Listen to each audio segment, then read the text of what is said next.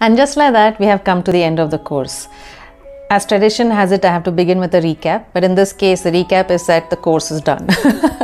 Okay, so this video is dedicated to telling you about all the books that I have displayed here and spoken about during the course, which I believe that if you don't read at all, just going through or understanding what these books are all about will help you immensely to be a relevant, on-point brand strategist.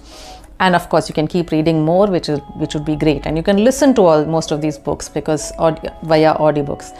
Okay, that, and then I also tell you about qualities which I believe make a good strategy planner or a good strategy planner has. So for a change, I won't begin with this. For a change. This book is called Creativity by John Cleese. You might be wondering, why am I talking about creativity? Or not, if you have understood the point of my course, because creativity is not only, actually that's what's written here. Okay, but anyway, creativity in today's day and age especially is not just for these people called creative professionals. Everyone needs to be creative, and so it definitely helps. And also for a brand strategist, it's very useful for us to know the creative process, to be able to collaborate with creative professionals better. And so understanding how creativity works just for that purpose at least helps. This book, as I said, I want to read what's written behind. We can all be more creative. John Cleese shows us how. Creativity is usually regarded as a mysterious, rare gift that only a few possess. John Cleese begs to differ. And in this short, immensely practical and often very amusing guide, he shows it's a skill that anyone can acquire. So that's half of what is the blurb from behind, but I think I've sold it enough. This is a book that I recommend. This book is also on creative thinking, a masterclass in creative thinking by Dave Trott called 1 + 1 = 3. And it has many short 1 to 2 page stories which just leave you with inspiration. So you don't have to read it linearly from beginning to end. You can just open it anywhere and just read it. My book is also designed like that. You can just read any chapter out of anywhere at any time and take something away from it. One of the points that I like in the story is that I have underlined many parts and I'm going to just try to keep it short. Okay, so it talks about how ideas are actually a combination of existing ideas. Okay, so we need to just figure out unique connections. That's how new ideas come. So if new ideas are new combinations of existing ideas, the more connections we can create, the more ideas we can generate. For real growth, we need to identify the areas we are not naturally interested in. This I found very interesting because I am a person interested in a lot of things. If you follow me on my social media channels, you'll soon find out. धीरे धीरे आपको पता चलेगा. So I'm interested in a lot of things, but on reading this, I thought, okay, let me pick on something that I am not naturally interested in. Don't judge me, but for me, it's sport. And I started to pay attention into that as well. And it just, you can feel the expansion of the mind and connections and things. Anyway, that's just one of the things. That's a book, another book I recommend. The third one is called Creative Confidence by Tom Kelly and David Kelly. Unleashing the creative potential within us all. I just want to read the chapter names again. It's so interesting and it'll get you instantly hooked. Flip. From design thinking to creative confidence. Dare. From fear to courage. Spark. From blank page to insight. How do you do it? This book has ideas. Leap. From planning to action. Seek. From duty to passion. Team. Creatively confident groups. Move. Creative confidence to go. Next, that's the name of the chapter. Embrace creative confidence. So I truly recommend that.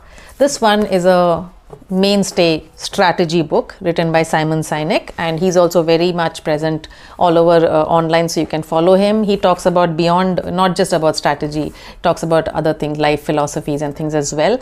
But what's very interesting is this concept that he made famous, and I really value this point about starting with why. Always know the objective. Yeah. So why are some people and organizations more inventive, pioneering and successful than others? So this holds true for individuals as well. Some people and organizations, right? And brands. Because it doesn't matter what you do, it matters why you do it. So that's the main point of this book. very useful and important for brand strategists to know. This is important for anyone walking the earth to read. It's called Freakonomics and the sequel is called Super Freakonomics. What they do is they open your mind about how things work, secret things that you wouldn't realize that are connected, but it makes you a little less innocent about the world, but also smarter, and that's always useful, right? Especially for a strategist, right? Because strategists are considered to be smarter, knowing more about more. So I want to read. So it gives you the hidden side of everything. What do school teachers and sumo wrestlers have in common? The answer is in the book, and it will dazzle you. How is the Ku Klux Klan like a group of real estate agents? I don't want to give it away. Please read it. It's dazzling. So Super Freakonomics is, these people are, there's a Freakonomics page, handle on X for sure, Twitter, and you can keep following them to keep expanding your mind. So that's my suggestion. This book I have a personal bias towards. It's written by my friend Amit Prabhu and Sarika Chavan. This one is to do with public relations, and the book is Stories and Insights from India's Public Relations Pioneers. Why I find this book useful for me today is because brand perception and brand reputation are getting merged together. They are not separate silos. Perception was what advertising did. Reputation was what public relations classically and corporate communications is what classically handled. But today it's one and the same. People know everything. People know what you're advertising and also everything which is not being advertised. And so we also need to join forces. And it's very useful to know how corporates and businesses work on this. So that's the book Spark. This is one of my absolute favorite go-to books for brand strategy as a in advertising, and I keep this by my bedside and I keep reading it to remind me of various things. So how not to plan, 66 ways to screw it up. I'm grateful to Prem Narayan of Ogilvy for recommending it to me when I was working there. Please read this as if you're interested in brand strategy in advertising. This book has influenced a lot of what I'm doing today. The Digital Transformation Roadmap by David L. Rogers. You can follow David L. Rogers as well on various online platforms. This book talks about the need. So, to succeed in today's digital revolution, companies must reinvent not just their business models but also their organizations. Rogers' book gives you the essential tools to tackle both challenges and to lead any established business in real and lasting transformations. So that's one of the things. And in many ways, I believe that we need to transform how we do strategy planning as well for brands, and that is why I give a lot of credit to this book and all of David L. Rogers' work. He is a professor at Columbia Business School, New York, from where I did a digital marketing strategy course.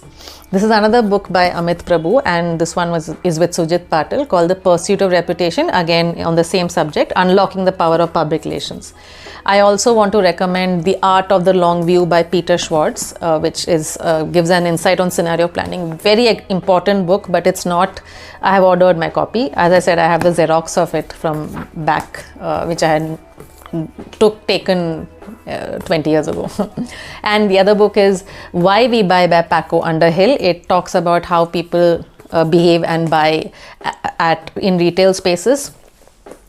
Very, very important perspective for us to have as planners, because everyone does shop online today, a lot of people, increasing number of people, but retail has its own space and place in the whole gamut, and it's important to keep perspective of that as well. And we have to read that book and then understand and then apply that similar kind of observation to online buying behavior.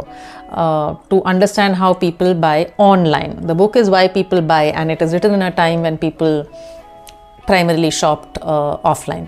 So that's the other book. So the podcast, there's Mark Pollard on LinkedIn, and he has podcasts which are very useful to listen to. Like I said, David L. Rogers and the Freakonomics people. These are the people that I follow. I also follow Inc. 42 for the news. So now I'm just saying that to keep track of, to be a sound strategist, you need to know what's happening in the world of business, in culture. So you have to keep following. It's not just hardcore strategy podcasts and strategy pages and strategy books that you need to read. You just need to know more about more, I keep saying. So follow. So the qualities that a good strategy planner needs to cultivate or already has is an interest in multiple subjects and follows multiple subjects. He or she or they follow music, art, culture, astronomy, science, strategy, brands, business, art, sport.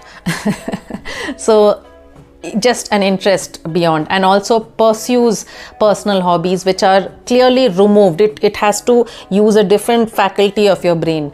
That really helps to keep getting fresh perspectives on the on the table. So creating things with your hand apparently uses a different faculty of your brain than what you're creating online using the keyboard. And so create something with your hands, like, I don't know, it could be cooking, it could be drawing, sketching, painting with your hand, crochet, knitting, lots of things, gardening. But creating things with using your hands to do things activates a different part of your brain, which I'm just saying that we need to keep expanding our mind to be good brand strategists.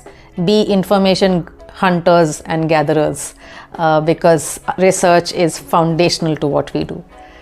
So with that, we end our course. I hope you enjoyed it, and if you like me and don't want to say goodbye, follow me on Instagram and connect with me on LinkedIn. And if you like, you can buy my book. Cheers.